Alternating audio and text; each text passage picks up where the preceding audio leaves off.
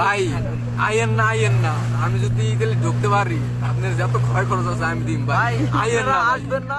সমুদ্র পথে ইতালি পৌঁছানোর শীর্ষে বাংলাদেশিরা। দেশটির স্বরাষ্ট্র মন্ত্রণালয়ের দেয়া সর্বশেষ তথ্য বলছে, চলতি বছরের শুরু থেকে অক্টোবরের মাঝামাঝি পর্যন্ত ভূমধ্য সাগর পাড়ি দিয়ে ইতালিতে পৌঁছেছেন 16,522 জন বাংলাদেশি। সমুদ্র পথে আগত মোট 55,948 জন অভিবাসীর মধ্যে এই সংখ্যাই সর্বাধিক।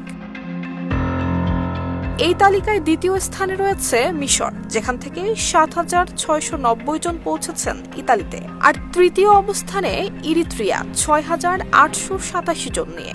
এরপরে রয়েছে Pakistan, Sudan, Somalia, Ethiopia, Tunisia, Iran, Syria, Guinea, Algeria, Nigeria, Mali এবং আফগানিস্তান।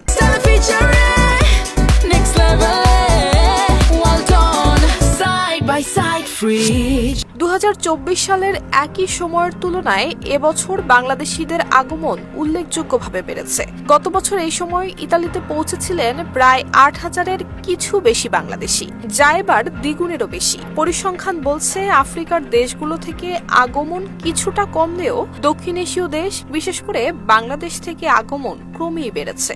বিশ্লেষকরা বলছেন, অর্থনৈতিক অনিশ্চয়তা, কর্মসংস্থানের অভাব এবং উন্নত জীবনের স্বপ্নই এই বিপজ্জনক যাত্রার দিকে ঠেলে দিচ্ছে মানুষকে।